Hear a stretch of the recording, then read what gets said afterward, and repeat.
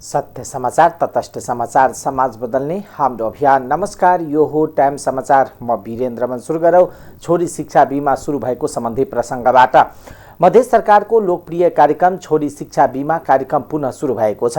यस कार्यक्रम कोरोना महामारीका कारण गएको 2 वर्षदेखि रोकिएको थियो। शिक्षा विकास निर्देशनालय मध्य प्रदेशका शिक्षा निर्देशक चूडामणि भुयालले छोरी शिक्षा बीमा कार्यक्रम पुनः सुरु भएको जानकारी दिनुभयो। यसअघि प्रभु बैंकसँग सम्झौता गरी छोरीहरूको बीमा गरिँदै आएकोमा अब ग्लोबल बैंकसँग सम्झौता गरिएको उहाँले बताउनुभयो। सम्झौता पत्रमा प्रदेश सरकारको तर्फबाट शिक्षा निर्देशक भुयाल र ग्लोबल बैंकका प्रदेश प्रमुख सुजन श्रेष्ठले हस्ताक्षर गर्नुभएको छ। गएको 2078 माघ 1 गतेपछि जन्मिएका छोरीहरूको लागि सुरु गरिएको बीमा 20 वर्षपछि 3 लाख रुपियाँ दिने गरी प्रति बीमामा 37,457 मधेस सरकारले बैंकलाई प्रिमियर तिर्नुपर्ने सम्झौता पत्रमा उल्लेख छ। मुख्यमन्त्री बेटी पढाऊ बेटी बचाऊ कार्यक्रम अन्तर्गत सञ्चालित छोरी शिक्षा बीमा 2075 फागुन 9 गते राष्ट्रपति विद्यादेवी भण्डारीले शुभारम्भ गर्नुभएको थियो। मध्य प्रदेशको प्रदेश सभा बैठक एक विपक्षी दलको कारणले 1 घण्टा अवरुद्ध भएको थियो। सोमबार बसेको बैठकमा प्रमुख प्रतिपक्षी दल लोकतान्त्रिक समाजवादी पार्टीका सांसदहरूले अर्थमन्त्रीमाथि लागेको आरोपको जवाब सप्रमाण नआएको भन्दै बैठक अवरुद्ध गरेपछि बैठक आधा घण्टा को लागि स्थगित गरिएको थियो। केही दिन अघि स्थानीय एक पत्रिकाले अर्थमन्त्री शैलेन्द्र प्रसाद शाहले नियम कानुन विपरीत आफ्ना जिल्लामा रकम निकासा गरेको समाचार प्रकाशित गरेको थियो। त्यसको मन्त्रालयले कुनै खण्डन नगरेको भन्दै लोकसभाका सांसदहरूले मन्त्रीका जवाब मागेका थिए, तर मन्त्रीले सप्रमाण जवाब नदिएको भन्दै बैठकमा अवरुद्ध गरेपछि सभामुख सरोज यादवले बैठक स्थगित गर्नुभएको थियो। मन्त्री शाहले सिंचाई कार्यालय सप्तरीले भौतिक विकास मन्त्रालयलाई भनेपछि मन्त्रालयले जेठ 16 मा निर्णय गरेर पठाएपछि मात्र अर्थ मन्त्रालयले बजेटको व्यवस्थापन गरेको जवाब दिएका थिए। मन्त्रीले सप्रमाण जवाब दिनुपर्ने र यस विषयमा प्रश्न उठेकोले प्रदेश सभाबाट समिति बनाई अनुगमन गरेर सभामा सबैलाई जानकारी गराउन समिति गठन गर्नुपर्ने माग राख्दै बैठक अवरुद्ध गरेपछि बैठक स्थगित भएको हो। राष्ट्रपति विद्यादेवी भण्डारी समक्ष नवनियुक्त 3 मन्त्रीहरूले पद तथा गोपनीयताको शपथ लिनुभएको छ। राष्ट्रपति कार्यालय शीतल निवासमा आयोजित समारोहमा नवनियुक्त मन्त्रीहरू कृषि तथा पशुपक्षी विकास मन्त्री मृगेन्द्र कुमार सिंह यादव, भौतिक पूर्वाधार तथा यातायात मन्त्री मोहम्मद इस्तियाक राई र वन तथा वातावरण मन्त्री प्रदीप यादवले पद तथा गोपनीयताको शपथ लिनुभएको हो।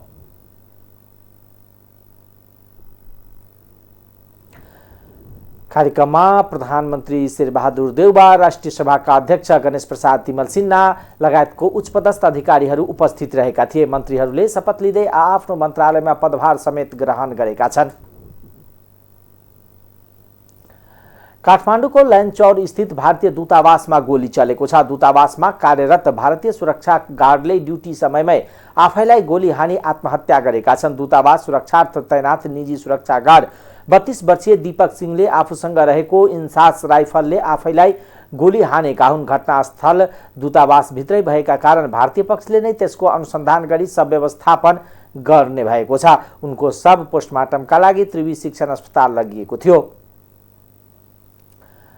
राष्ट्रिय सभाका सदस्यहरूले सार्वजनिक महत्त्वका विषयमा जवाब उठाएका छन्। सोमबार राष्ट्रिय सभा बैठकमा विशेष समयमा बोल्दै सांसदहरूले सार्वजनिक महत्त्वका विषयमा सदनलाई जानकारी गराएका हुन्। सांसद उदय बहादुर बोहराले संघीयतालाई सशक्त र बलियो बनाउन तीनै तहको सरकारमा सोही अनुरूपको चिन्तन हुनुपर्ने बताउनुभयो।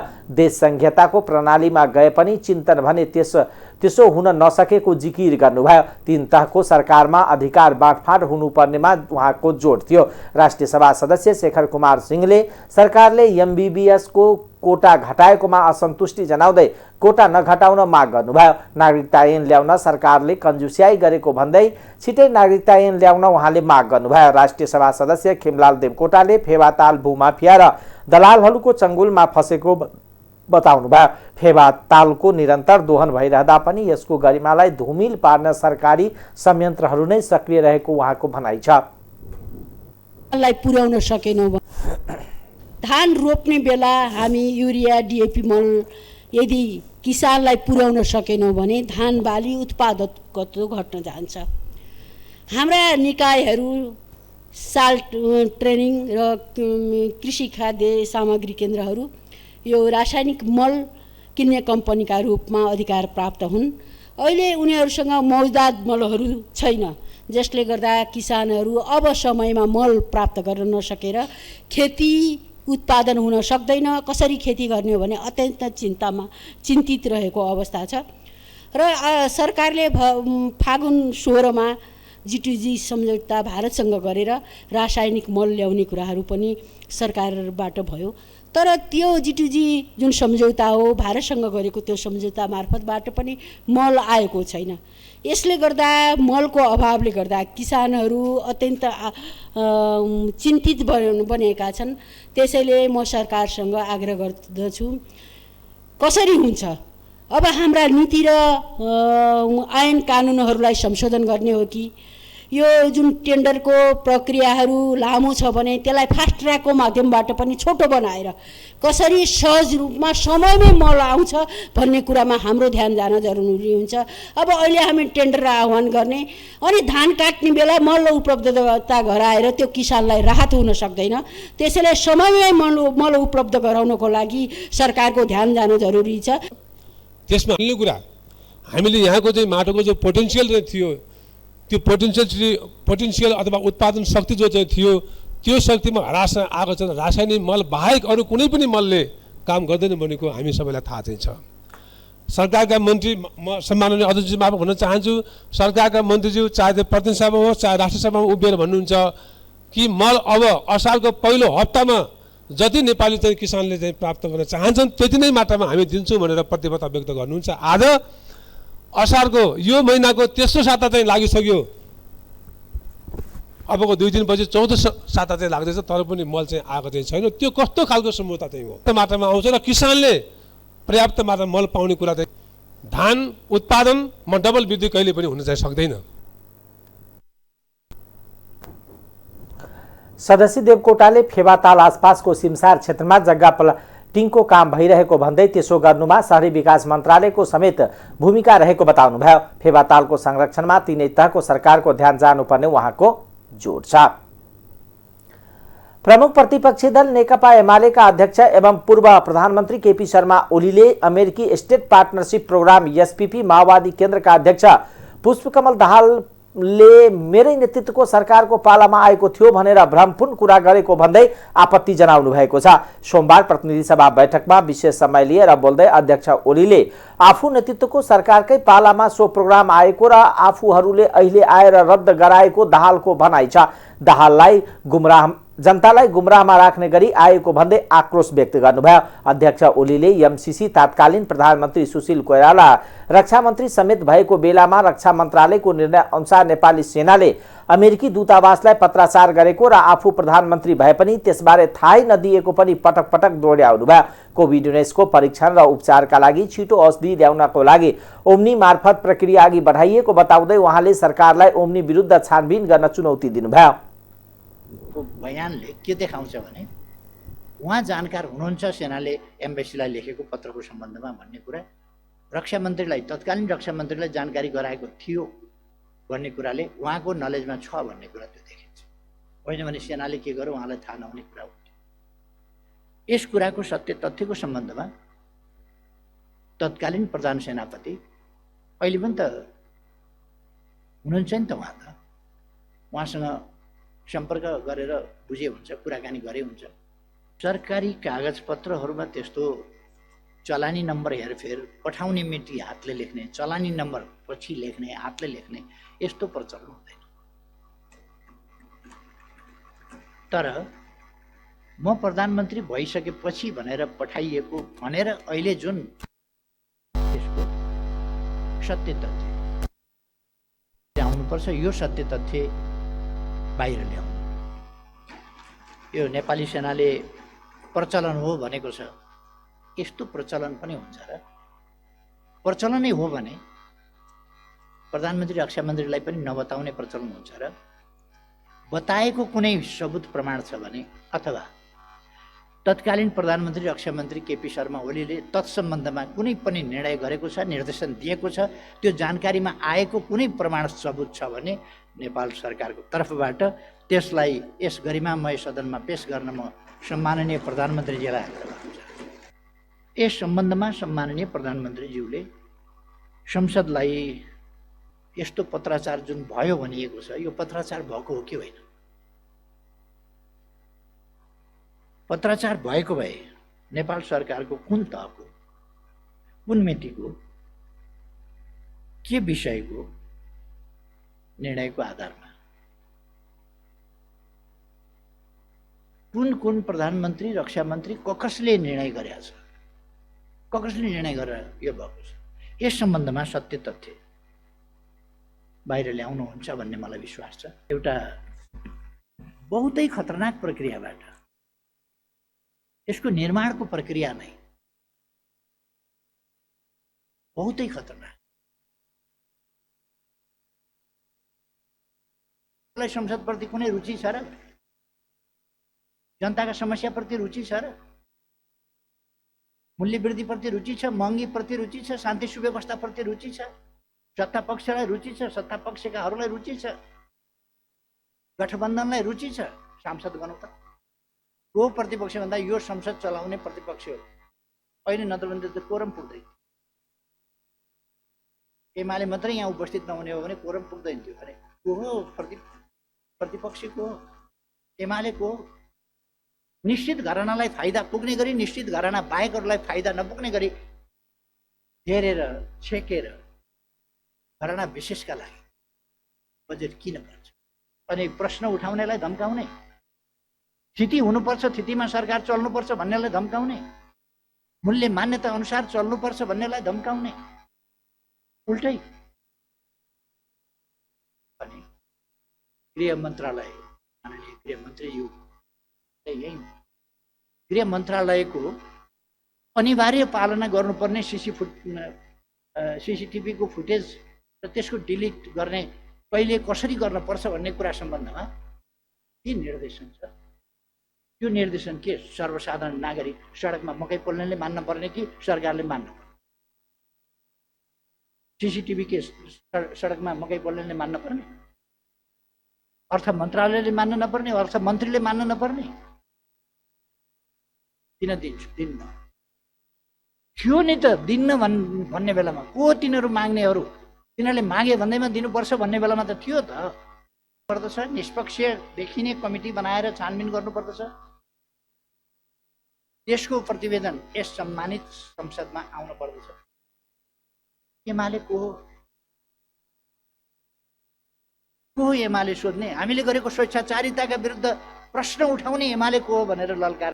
महँगी शक्ति र व्यापारीहरूका, उद्यमीहरूका प्रतिनिधि राखेर, राख्न पर्नेलाई नराखेर अनधिकृत ढङ्गले बजेट बनाउने, यो त देशकै विरुद्ध अपराध। सरकारलाई गठबन्धन यता जोइन फुस्किन्छ, फेरि बाँधो, उता जोइन फुस्किन्छ, त्यहाँ बाँधो, यता किला ठोको, त्यो फुस्किन्छ, अर्को किला ठोको, बेहाल छ। गठबन्धन जोगाउन, यो गठबन्धन त्यही कुरा स्थापित गरेर जाने हो भने त यो देशको अर्थतन्त्र के होला? त्यसकारण आज मेरो यस सम्बन्धमा तत्काल संसदीय समिति, छानबिन समिति गठन गरेर अगाडि जाऊ। अर्थमन्त्री जनार्दन शर्माले व्यापारीको प्रतिनिधि राखेर बजेटको दर हेरफेर गरेको भन्दै अध्यक्ष ओलीले अर्थमन्त्रीमाथि छानबिन गर्न पनि प्रधानमन्त्री शेरबहादुर देउवासँग माग गर्नुभयो। नेकपा माओवादी केन्द्रको केन्द्रीय समिति बैठक जारी रहेको छ। बैठक आइतबारदेखि राजधानीको कमलादी स्थित नेपाल प्रज्ञा प्रतिष्ठानमा सुरु भएको थियो। बैठकमा अध्यक्ष पुष्पकमल दाहाल प्रचण्डले पेश गर्नुभएको 10 पृष्ठको संक्षिप्त प्रतिवेदनमाथि छलफल भइरहेको छ। बैठकमा नेताहरूले अध्यक्षको प्रतिवेदनमाथि धारणा राख्ने क्रम जारी रहेको छ। बैठक भोलिसम्म चल्नेछ। प्रतिवेदनमा पार्टीले आगामी दिनमा अवलम्बन गर्नुपर्ने नीति, योजना र कार्यक्रमका बारेमा उल्लेख गरिएको छ। पहिलो दिन बैठकमा बैठकमा सुदूरपश्चिम प्रदेशका अध्यक्ष हरि राम चौधरी, कर्णाली प्रदेशका अध्यक्ष बिमला केसी, मध्य प्रदेशका इन्चार्ज गणेश शाह लगायतले आफ्नो प्रदेशको माथतको विवरण पेश गर्नुभएको थियो। आइतबारको बैठकमा नेताहरूले पार्टीभित्रको सांगठनिक अराजकतालाई तत्काल सच्याएर जानुपर्नेमा जोड दिएका थिए। गत पुसमा जे पार्टीको 8औं महाधिवेशन सम्पन्न गरेको माओवादीले अहिलेसम्म पदाधिकारी चयन गर्न सकेको छैन। अब आर्थिक समाचार।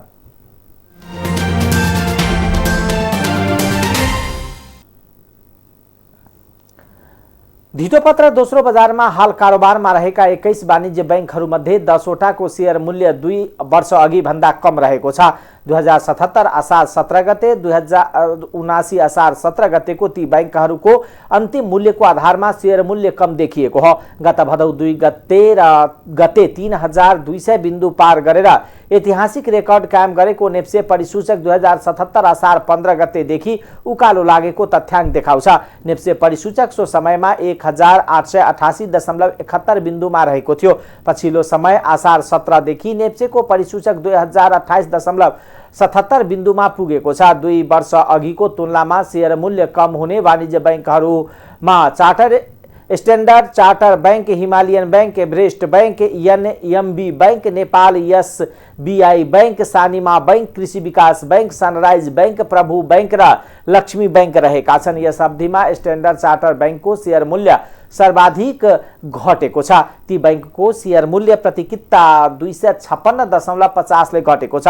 2 वर्ष अघि प्रतिकिता 646 रहेको स्टैंडर्ड चार्टर बैंकको शेयर मूल्य पछिल्लो समय प्रतिकिता 389.50 कायम भएको छ। स्टैंडर्ड चार्टर बैंक पछि हिमालयन बैंकको शेयर मूल्य सर्वाधिक घटेको छ। 2 वर्ष अघि प्रतिकिता 537 रहेको हिमालयन बैंकको शेयर मूल्य 2 वर्षपछि 310 कायम भएको छ। यस बीचमा बैंकको शेयर मूल्य प्रतिकिता 227 ले घटेको हो। नेपाल इन्भेस्टमेन्ट बैंकसँगको मर्जका कारण हिमालयन बैंकको शेयर कारोबार 1 वर्षभन्दा बढी समय रोकिएको थियो। नेपाल इन्भेस्टमेन्ट बैंकसँगको मर्ज सम्झौता हिमालयन बैंकले नै अस्वीकार गरेको थियो। हाल बैंकको आधारभूत शेयर धनी बाहेकका शेयर धनीको शेयर मात्र कारोबार खुल्ला गरिएको छ। यसैगरी 2 वर्ष अघि किन्दा एभरेस्ट बैंकको प्रतिकिता 218, एनएमबी बैंकको प्रतिकिता 139, नेपाल एसबीआई बैंकको प्रतिकिता 134, सानिमा बैंकको प्रतिकिता 67, कृषि विकास बैंकको प्रतिकिता 54, सनराइज बैंकको प्रतिकिता 30, प्रभु बैंकको प्रतिकिता 24 र लक्ष्मी बैंकको प्रतिकिता 6 ले शेयर मूल्य कम भएको हो। सूचीकृत 26 वाणिज्य बैंकहरूमध्ये 5 बैंकहरूको शेयर कारोबार भने मर्ज तथा प्राप्ति प्रयोजनका लागि रोका राखिएको छ। Nepal investment bank, mega bank Nepal, Nepal Bangladesh bank, bank of Kathmandu र ग्लोबल आईएमई बैंकको शेयर कारोबार भने मर्ज तथा प्राप्ति प्रयोजनका लागि रोका राखिएको हो। विश्वव्यापी कोरोना महामारीका बीचमा नेपाल अन्य व्यापारिक क्षेत्र बन्द हुँदा पूर्ण अनलाइन प्रविधिसँग जोडिएको धितोपत्र दोस्रो बजार भने केही समय प्रभावित बने पनि निरन्तर सञ्चालनमै रहेको थियो। कोभिडको समयमा सबै क्षेत्र प्रभावित बन्दा निरन्तर सञ्चालनमा रहेको धितोपत्र दोस्रो बजारमा भने सबैको आकर्षण बढेको थियो। जसकारण 2078 भदौ 2 गते नेप्सेले 3200 बिन्दुको ऐतिहासिक रेकर्ड कायम गर्न सफल बनेको थियो। उक्त रेकर्ड ब्रेक गर्दा पनि अधिकांश वाणिज्य बैंकहरूको शेयर मूल्य 500 भन्दा कम थियो। यसरी हेर्दा वाणिज्य बैंकको शेयर माग न्यून रहेको छ। अब अन्तर्राष्ट्रिय समाचार।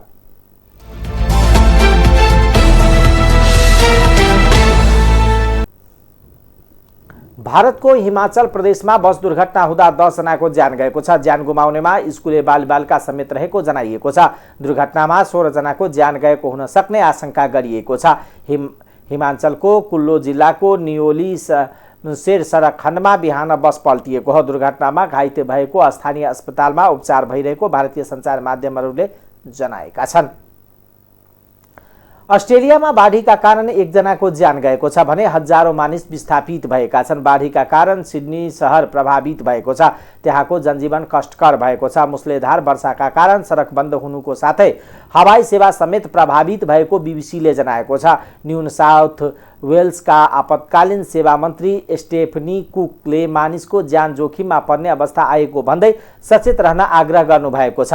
न्यू साउथ वेल्समा गएको मार्च महिनामा आएको बाढीमा परेर 20 जनाको ज्यान गएको थियो। अस्ट्रेलियाको जलवायु विभागका अनुसार केही ठाउँमा 350 मिलिमिटर वर्षा भएकोले नेपेनियन नदीमा बाढीको खतरा बढ्नुको साथै सिडनीको प्रमुख बाँध चुहिन थालेको छ।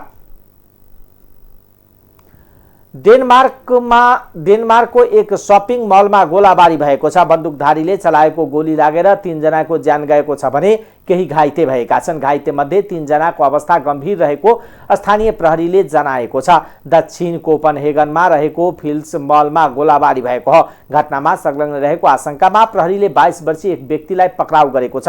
घटनापछि प्रधानमन्त्री मेट क्रेपिडिसनले डेनमार्कको क्रूर आक्रमण भोगेको बताएको बीबीसीले जनाएको छ। फिल्स मलमा 140 भन्दा धेरै पसल र रेस्टुरेन्ट छन्। यो मल कोपनहेगनको बाहिरी भागमा छ र शहरको केन्द्रसँग जोडिने सबवे लाइन नजिक रहेको खबरमा उल्लेख गरिएको छ। डेनमार्कमा पछिल्लो पटक सन् 2015मा आक्रमण भएको थियो। कोपनहेगनको एउटा सांस्कृतिक केन्द्र तथा सभाघरमा भएको आक्रमणमा 2 जनाको ज्यान गएको थियो। अब खेल समाचार।